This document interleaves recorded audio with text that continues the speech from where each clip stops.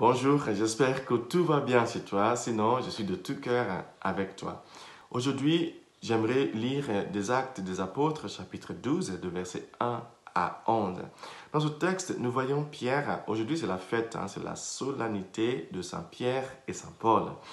Nous lisons dans ce texte que Saint Paul, Hérode, venait de tuer Jacques, le frère de Jésus. Ou le frère, à l'époque, c'était évidemment son cousin.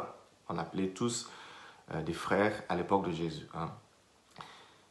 Hérode donc venait de tuer Jacques, le frère de Jésus, et quand il a vu qu'il y avait des gens qui se réjouissaient de ce fait, il a décidé de continuer à arrêter les apôtres. Il a arrêté Pierre, il l'a mis en prison.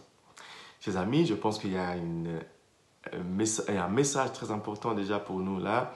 C'est deux choses. La première chose, c'est que nous ne devrons jamais nous réjouir du mal qui arrive à quelqu'un. Il y avait des gens qui se réjouissaient du fait que Jacques a été supprimé. L'autre chose, c'est que nous ne devrons jamais rester indifférents devant le mal.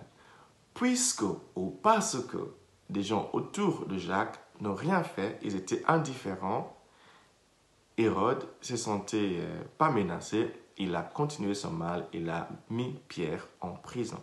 Si nous refusons de réagir devant le mal risque de se perpétuer. C'est pour cela qu'un bon chrétien n'est jamais, un bon enfant de Dieu, un être humain n'est jamais indifférent devant le mal.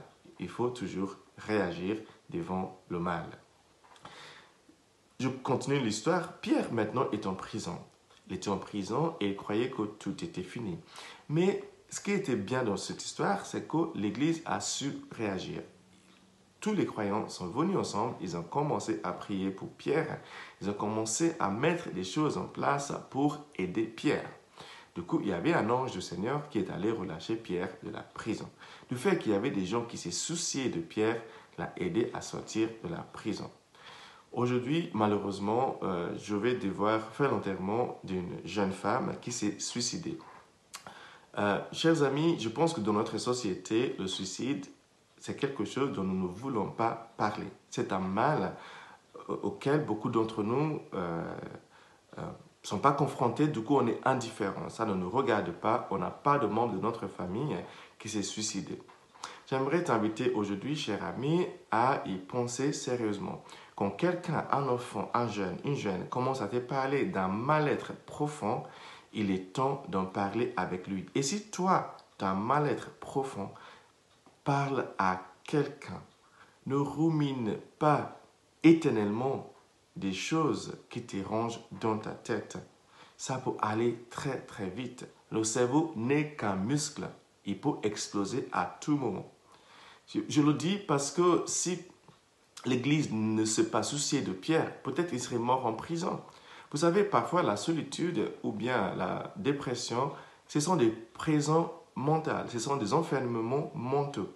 Il est important que quand quelqu'un autour de nous ou bien nous-mêmes sommes enfermés ou quelqu'un est enfermé dans sa tête, dans cette prison de la dépression, que nous puissions nous soucier de ces personnes et que nous puissions les écouter. Quelqu'un qui est malade n'est pas paresseux. Une jeune fille qui est malade, qui n'arrive plus à avancer, n'est pas paresseuse. Elle est malade. Nous devrions tout faire, tout mettre en place pour que ces personnes puissent être écoutées. Je dis ça aujourd'hui parce que nous avons tendance parfois à dire bah, ça ne me regarde pas, je ne sais pas de quoi il s'agit. Il est temps qu'on en parle, il est temps que nous écoutons tout le monde qui souffre. Je sais qu'évidemment, il y a des gens qui râlent pour tous les petits bobos du monde, mais ce n'est pas le cas de la plupart de nos jeunes qui souffrent dans le silence. Pierre était en prison, il était enfermé, c'est exactement la même chose. Les personnes qui souffrent intensément, parfois, sont enfermées dans leur tête. Ils ont besoin de nous pour casser les portes de leur prison. Chers amis, soyons les anges que Dieu va envoyer aux gens qui souffrent pour qu'ils puissent sortir, pour qu'elles puissent sortir de cette prison mentale. Nous avons vraiment aujourd'hui une responsabilité de nous soucier les uns des autres et de nous écouter, de faire attention aux personnes qui souffrent. Il est hyper important. Je suis désolé, je ne prêche pas trop le texte d'aujourd'hui, mais le fait que Pierre soit en présence, c'est vraiment une image que je voudrais vraiment prendre ce matin pour illustrer le fait qu'il y a des gens qui vivent un enfermement mental. Ils souffrent intensément et ils comptent sur nous, ils vont dépendre de nous pour pouvoir s'en sortir. Soyons là pour nos frères, soyons là pour nos sœurs, soyons là pour nos enfants, soyons là pour nos parents, soyons là notamment pour les personnes âgées qui vivent dans la solitude, qui vivent seules. Ce n'est pas simple, c'est très très difficile. Donc soyons vraiment présents, soyons attentifs, soyons attentives aux personnes qui traversent une période difficile dans leur vie. J'espère que toi, tu auras une belle journée aujourd'hui. Les choses peuvent être difficiles pour toi, mais s'il te plaît, va consulter, parle avec quelqu'un. Et si tu as envie de parler avec moi, n'hésite pas, téléphone euh, à, à tout moment. Hein. S'il s'agit vraiment des idées noires, s'il s'agit vraiment des choses qui te dérangent, je saurai t'orienter vers les spécialistes, vers les experts. N'hésite pas à en parler avec quelqu'un. Et si tu pensais avant cette vidéo à mettre fin à tes jours, s'il te plaît, ne le fais pas. Je t'aime et il y a beaucoup de gens pour qui tu comptes. Sache que le suicide n'arrête pas la souffrance, il le transfère aux autres. S'il te plaît, sors de ta prison et parle avec quelqu'un. Et que Dieu te bénisse aujourd'hui, le Père, le Fils et le Saint-Esprit. Amen.